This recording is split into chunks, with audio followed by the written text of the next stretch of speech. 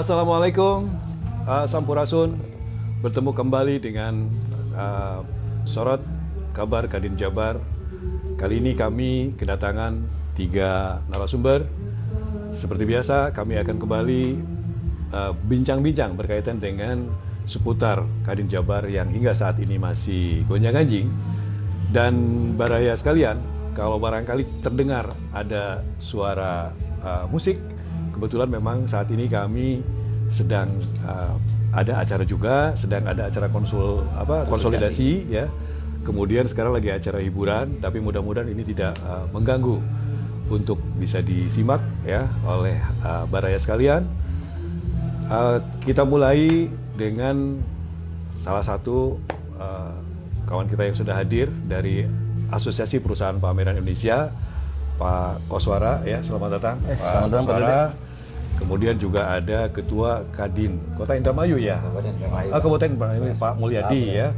Dan ini kebetulan Kang Denny Drimawan ya, Ketua Akompi ya. Kita akan berbincang-bincang berkaitan dengan situasi Kadin Jawa Barat yang memang sampai dengan sekarang ini masih ada 2 kubu ya.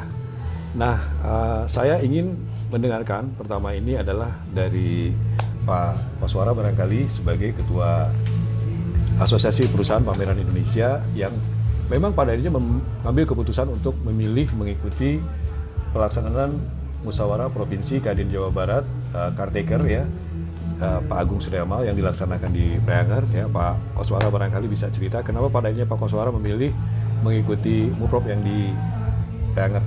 Silakan Pak Koswara. Oke. Terima kasih Pak Dede. Assalamualaikum warahmatullahi wabarakatuh. Izin Pak. Kalau lihat dari perjalanan ya, saya sebenarnya Asperapi itu kurang lebih ada 125 member, 125 anggota. Ini kan terdiri dari perusahaan-perusahaan ya. Artinya kalau dihitung secara personal, tentu jumlahnya banyak. Kira-kira seperti itu. Sehingga apa yang menjadi amanah saya sebagai Ketua Asperapi DPD Jawa Barat periode 24-27 untuk kemana maksudnya untuk mengikuti Kadin Jawa Barat Pak Dede? Ya pada prinsipnya tetap mengikuti koridor-koridor yang berlaku. Artinya begini, seingat saya pada tanggal 19 September itu saya menerima undangan dari Kadin. Dulu ada kepanitiaan, saya lupa lagi, saya nggak begitu hafal namanya. Itu kalau nggak salah mau diselenggarakan Musprov ke-8 isi undangan tersebut. Tapi tempat tidak disebutkan. Tapi saya tidak hadir gitu. Karena diundangnya itu adalah ke kantor Kadin di Jalan Sukabumi waktu itu. Tanggal 19 September lah waktu itu. Kemudian saya tidak bisa menghadiri acara itu tersebut. Kemudian setelah itu saya terima lagi surat tanggal 22 September yaitu konvensi. Konvensi anggota luar biasa. Nah, yang itu saya hadir. Yaitu hadir di kantor Kadin Jalan Sukabumi, di mana di dalam konvensi tersebut diputuskan untuk beberapa sektor anggota ALB, anggota luar biasa, di mana saya alhamdulillah terpilih dari sektor pariwisata. Jadi mewakili sektor pariwisata. Jadi di situ ada PHRI, ada Sita, Putri, ada Asperapi, Putri dan sebagainya. Nah, di dalam konvensi tersebut diputuskan saya nanti harus mengikuti atau menghadiri kegiatan musyawarah provinsi. Tapi waktu itu hanya disampaikan secara lisan. Itu ke bulan tanggal 22. Kemudian tanggal 23-nya, 23 September, saya menerima undangan. Menerima undangan akan dilaksanakannya Musprov di Kota Bogor. Hanya disebut Kota Bogor untuk tempat menyusul. Hanya itu aja. Dan undangan tersebut saya terima kurang lebih jam 4 sore lah undangan tersebut tanpa menyebutkan apa-apa. Kemudian saya dibimbing sama panitia waktu itu untuk bertanya apakah akan hadir atau tidak, karena saya adalah mewakili dari hasil konvensi untuk mewakili bidang pariwisata. Saya bilang saya akan hadir, tetapi saya tidak bisa ikut rombongan karena waktu itu panitia mengajak saya untuk ikut rombongan mereka. Saya akan jemput, difasilitasi untuk hadir. Saya bilang sebutkan aja hotelnya di mana, tempatnya di mana, saya akan hadir waktu itu. Tapi karena saya ada kesibukan, saya nggak bisa hadir langsung barengan dengan mereka. Akhirnya mereka mempersilahkan saya untuk ini, tapi saya akan dibandingin kayak di monitor. Sehingga jam 7 malam ditelepon, jam 8 ditelepon oleh panitia untuk supaya saya diarahkan lah untuk hadir dan dikondisikan. Mungkin difasilitasi lah supaya kami ini atau saya mewakili ALB dari bidang pariwisata untuk tepat hadir, bisa mengikuti acara yang di Bogor tersebut. Kemudian saya tanya, hotelnya di mana? Karena saya akan nyusul. Informasi itu saya nggak dapat. Akhirnya karena saya pikir acaranya besok pagi katanya, akhirnya saya berangkat jam 11 malam. Pas berangkat jam 11 malam, saya masih belum jelas, masih belum dapat. Saya bilang ini mau musprop atau mau apa untuk tempat aja masih bingung gitu kan, masih aneh gitu kan. Nah dalam perjalanan itu saya berpikir, wah ini kayaknya sesuatu ada yang nggak beres itu. Artinya dipaksakan dan sebagainya, itu yang ada di pikiran saya. Sehingga pada saat sampai di Bogor, kurang lebih jam 6 pagi, hotelnya ada, tapi itu hotel bukan untuk hotel untuk musprov. Hotelnya hanya untuk hotel untuk kami menginap. Jadi saya datang jam 6 saya check in, kemudian tapi saya nggak masuk hotel. Saya ada kafe lah, saya nongkrong di kafe tersebut. Di situ saya gundah, kok kayaknya ini nggak bener gitu, pelaksanaan ini, itu kondisinya. Dan saya juga tidak tahu ketuanya siapa, apa yang mau dipilih di musrah kan harusnya memang kalau memilih ketua, ya minimal ada calon, kalau memang satu ya sebutkan satu atau apa gitu. Kan nggak ada di situ.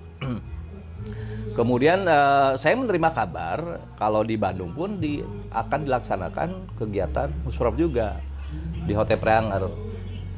Saya pikir kalau yang Bandung ini ternyata pas saya dapat info itu adalah teman-teman yang memang di bawah karateker Pak Agung. Jadi loh ini jelas gitu kan, kalau yang di Bogor nggak jelas gitu kan kondisinya. Akhirnya saya ya udah nggak pikir panjang lagi, saya pulang ke Bandung. Nah pada saya pulang ke Bandung di jalan tuh ditelepon. Gitu. Pas sekarang tempatnya udah fix, Bapak balik lagi aja. Saya bilang nggak bisa, kalau nggak jelas dari awal, saya nggak mungkin gitu kan. Padahal saya udah di Bogor. Akhirnya saya datang ke Bandung, saya langsung ke Preanger. Kira-kira gitulah historisnya. Jadi kalau saja pelaksanaan yang di Bogor itu jelas, pasti akan stay terus saya di Bogor.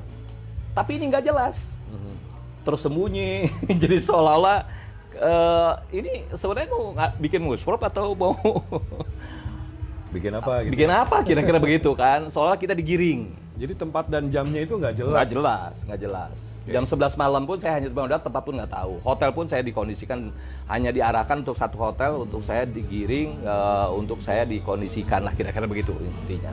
Walaupun saya juga kan kebetulan berorganisasi juga.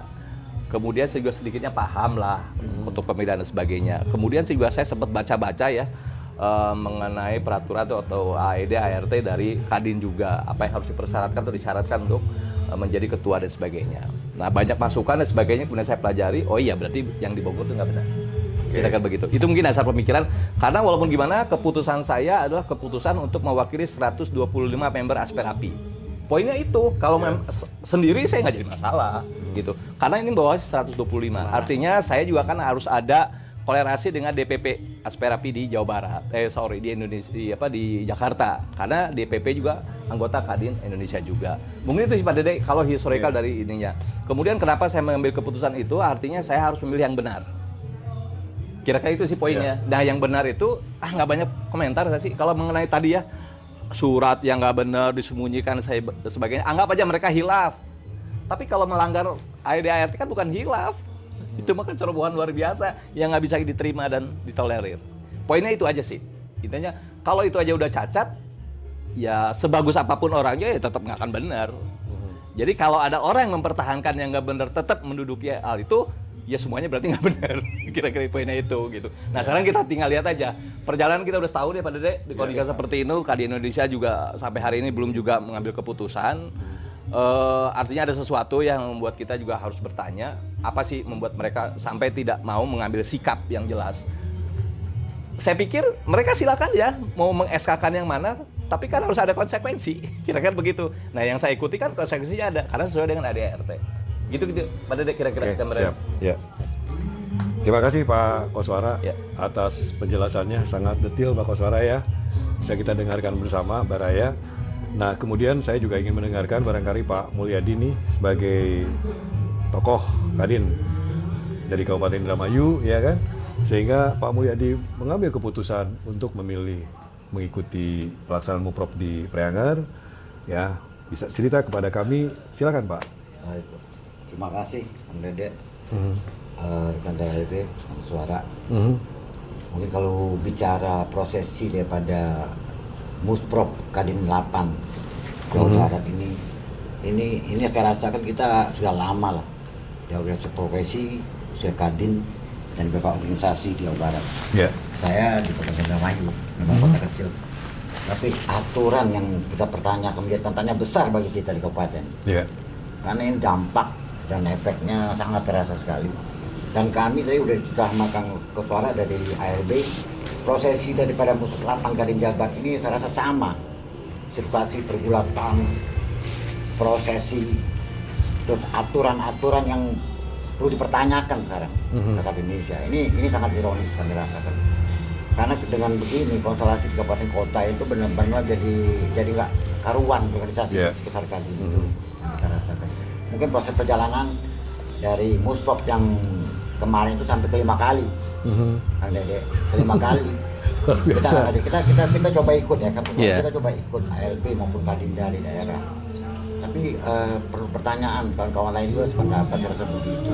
Tapi satu patokan kita tuh mengharapkan Kadin Indonesia itu ada ketegasan. Karena Kadin ini kan sudah 68 tahun usianya, bukan baru lahir.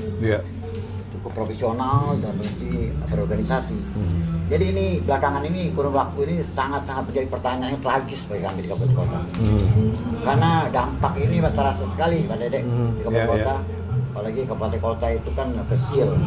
Tapi saya yakin lah dari proses kejadian kemarin terakhir kita ada silaturahmi dengan kehadirannya Wakil 1 Kang Erwin Aksa. Tadinya harapan kami, mungkin dari LB juga, Kang Suara, itu harapan kami tadinya. Beliau itu bisa menakodain atau menyampaikan aspirasi secara langsung dari kabupaten maupun ALB untuk ke ketum Kang Anindya Bakri. Tapi kita tunggu sampai 1 bulan. Ada 1 bulan, kelihatannya tuh kalau bahasa ambivalen saya ngerti deh. Kayaknya nggak ada titik-titik terang kelihatannya. Nah ini yang menjadi pertanyaan kita. Ketegasan ini harus kita kejar sampai kemana. Jadi kita mau tahu SK itu mau dikeluarkan untuk siapa, tetapi kalau bicara aturan ADRT dan organisasi, saya rasa ya masyarakat Indonesia tidak bisa menilai, tidak mempunyai sikap satu keputusan yang konkret itu harapannya. Itu mungkin dari saya. Oke, siap. Terima kasih. Barangkali pengambilan keputusan Pak Mulyadi mewakili sebagai Ketua Kadin Kabupaten Indramayu juga adalah salah satunya karena di Bogor ada, di Bandung ada, ya kan, memilih di Bandung itu karena mungkin proses yang dilalui, ya kan, di Bandung ini sudah sesuai dengan aturan ADART ya dalam prosesnya barangkali, sehingga yakin bahwa ini legal gitu kan ya. Oke, saya juga ingin mendengarkan barangkali dari Kang Denny ya sebagai perwakilan dari Akompi. Nah, kira-kira bagaimana Kang Denny ya bisa memberikan pandangannya ya. Oke, siap. Pak Dede, terima kasih ya. Pak Mul, Pak Kos ya, izin ya. Jadi ya kami melihat bahwa ya kalau misalnya kronologisnya ya semua juga ya, saya pikir rata-rata sama lah ya. Jadi kenapa ada pemilihan antara dua kubu tersebut, karena bagaimanapun juga kita punya teman-teman juga di sana sebetulnya ya, ada teman-teman di sini. Nah kita kan cuma bagian memfilter ya, kita mana nih yang antara benar dan tidak gitu kan. Nah, itu kalau ekstrimnya gitu. Dan setelah dipilah-pilah gitu ya, kami juga diskusi dengan rekan-rekan anggota Akompi di sana gitu kan, bahwa bagaimanapun juga kalau berbicara masalah benar udah bulat Kang De, bahwa kita lah yang benar gitu kan. Jadi justru yang menjadi tuntutan, kalau boleh ya, tuntutan kami adalah gitu ya, yang mungkin juga sesama pengusaha juga sama-sama gitu kan. Kan Kadin ini benar-benar payung dari seluruh perusahaan-perusahaan yang ada di kalau Kadin Indonesia kan seluruh Indonesia. Dan keputusannya juga putusan presiden Kang.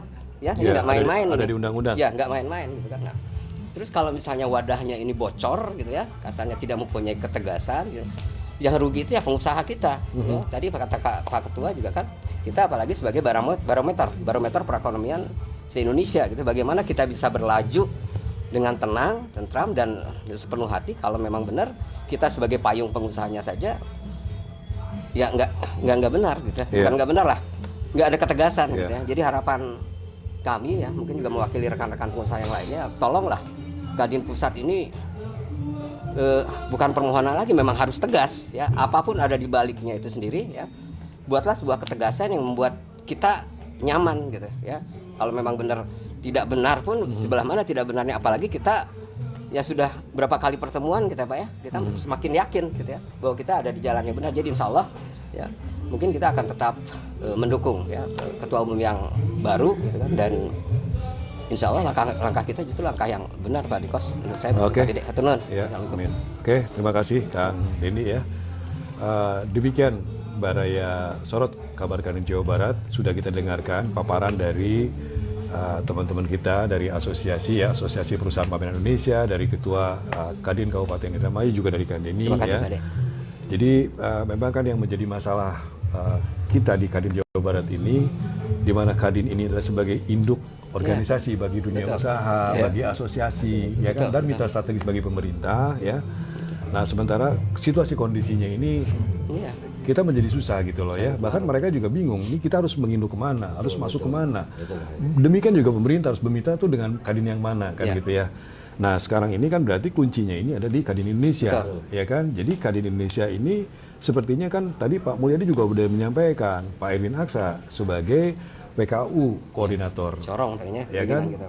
bidang organisasi yang memang barangkali dalam hal ini mewakili Pak Anin, ya kan, menyampaikan bahwa Kadin Jawa Barat ini harus dibereskan. Bahkan beliau sudah datang juga, ya kan, di dalam acara silaturahmi. Tapi sampai dengan sekarang kita tunggu 1 bulan juga tidak ada penyelesaian. Artinya bahwa di sini Pak Anin ini perlu turun, ya kan, mengambil satu keputusan, memilih mana yang memang harus dibelikan aspek legal, ya kan, untuk supaya terpilih salah satu ketua Kadin Jawa Barat, yang tentunya juga dalam pengambilan keputusan ketua Kadin Indonesia ini, dalam hal ini Pak Anin, adalah juga yang harus mengacu kepada ADART. Ya. Nah, kalau yang disampaikan tadi Pak Mulyadi, Pak Koswara, Pak Denny, berdasarkan apa yang sudah diikuti selama ini dalam prosesnya, bahwa Kadin musyawarah provinsi, Kadin Jabar Caretaker versi Pak Agung itu dijalankan sudah mengikuti sesuai dengan aturan ADART dan PO gitu kan ya. Gitu. Berarti kan tinggal sekarang kita menunggu gitu ya. Nah, sekarang barangkali apa sih yang menjadi harapan besar ya? Pak Koswara sebagai ketua asosiasi mewakili dunia usaha gitu kan ya. Juga Pak Mulyadi sebagai ketua Kadin Indramayu, dan juga Kang Denny mewakili Akompi ya. Apa yang menjadi harapan nih ya kan? Gonjangannya yang sudah berlangsung 1 tahun ini ya kan. Nah, kira-kira sekaligus sebagai closing statement nih dari masing-masing nih. Ya, silakan Pak Kos. Oke, terima kasih Pak Dek. Poinnya saya tidak akan melihat ini di kubu Pak Amer atau kubu Pak Nizar, tapi poinnya adalah saya di Kadin Indonesia sekarang. Kuncinya. Saya berharap Kadin Indonesia segera ngambil sikap. Jangan banci, harus berani. Setuju. Karena udah kelihatan Pak, kalau hal ini dibiarkan ya kita korbannya. Kita nggak mungkin ada provinsi lain akhirnya mengikuti seperti ini. Kalau memang sampai ini berlarut-larut, apakah mesti kita datang ke sana berombongan gitu ya? Itu kan membuat malu mereka, kira-kira begitu. Dan kita juga orang-orang yang sudah dewasa, orang-orang yang memiliki kapasitas tanggung jawab perusahaan gitu ya. Tentunya dengan mereka bertele-tele mencerminkan seperti apa mereka, kira-kira seperti itu. Nah, tunjukilah sikap yang baik, sikap teladan kepada kami, Kadin dari daerah dan ALB di daerah, untuk supaya bercermin kepada mereka. Kalau mereka sendiri tidak memberikan contoh yang baik, ya akan melihatnya sesuatu mereka itu buruk, kira-kira itu. Ambillah sikap yang baik, sikap yang tegas, tunjukkan pada kami bahwa kami juga bisa bersikap. Kira-kira seperti itu. Berharap jangan bertele-tele, ambil sikap yang secepatnya untuk menunjukkan, ya tentunya yang berdasarkan anggaran rumah tangga dan anggaran dasar yang berlaku. Mungkin itu aja sih Pak Dede poinnya. Saya tidak melihat dari kubu yang mana, pasti sekarang adanya kuncinya di Kadin Indonesia. Ya kan? Terima kasih Pak Dede, atur nuhun. Oke. Dilanjut Pak Mulyadi. Terima kasih Pak Dede, Pak Koswara, Dini. Jadi akhirnya kita tetap aja sama pikiran. Itu sudah final menurut saya. Kemarin itu silaturahmi Kang Erwin Aksa selaku Wakil U1 bidang organisasi dan anggota, itu mewakilin suara Kadin Indonesia kemarin. Itu kata-kata kunci lah bagi kita. Sepakat Pak. Jadi kita harapkan sudah final kemarin tuh, satu resume, sudah ada dialog langsung, tatap muka langsung, dan di situ ada kesepakatan yang tertulis juga saya lisan. Ya. Jadi itu harapan kami, saya rasa itu harus terrealisasi. Sudah menurut aturan regulasi daripada anggaran dasar organisasi Kadin. Jadi kita tinggal tunggu satu keputusan sebesar suara tadi, satu keputusan final, Pak. Dan harapannya kita berdiri pada sisi yang benar, itu aja harapan kami. Kalau Kadin satu yang tetap besar. Terima kasih, itu saya harapan saya. Oke, siap. Terima kasih Pak Mulyadi. Terakhir, Kang Denny, Siap. silakan. Saya pikir tadi sebenarnya udah ya, kalau masalah harapan sih ya. Aha. Jadi artinya Kadin Pusat yang mudah-mudahan bisa segera secara jantan ya, kita memberikan keputusan buat kita semua ya, memberikan proses pembelajaran buat kita juga ya, proses pembelajaran yang benar gitu ya. Organisasi kita kan benar-benar besar dan lebih cepat, lebih bagus gitu aja Pak. Ya, karena kita sudah cukup lama berlarut-larut. Terima kasih Pak Dede. Oke, terima kasih Pak Denny, terima kasih Pak Koswara, terima kasih Pak Mulyadi atas berbagai pandangannya berkaitan dengan situasi kondisi dan juga closing statementnya. Kalau saya simpulkan, yang tadi Pak Koswara sampaikan adalah berharap bahwa Kadin Indonesia ini ya kan menjadi tauladan Ya, betul. bagi kami dunia usaha, asosiasi ya, dan berharap juga ada satu kepastian untuk menjadi mitra bagi pemerintah. Saya rasa mungkin itu adalah yang menjadi harapan kita semua. Dan saya suka dengan kata-kata Pak Koswara tadi, Kadin Indonesia jangan banci. Kalau Kang Denny mengatakan adalah Kadin Indonesia harus gentle gitu ya, Gentle, harus jantan ya, ya. jantan, betul. Oke, Iyalah. itu saja barangkali. Mudah-mudahan ini bisa didengarkan oleh Kadin Indonesia yang menjadi harapan apa namanya para pihak. Di sini ada asosiasi ya, asosiasi perusahaan pameran, dan di sini juga ada Akompi ya, Asosiasi Komputer Indonesia, dan juga ada Ketua Kadin Kabupaten Indramayu ya, Bapak Mulyadi. Itu saja barangkali, mudah-mudahan ini bisa menjadi perhatian ya.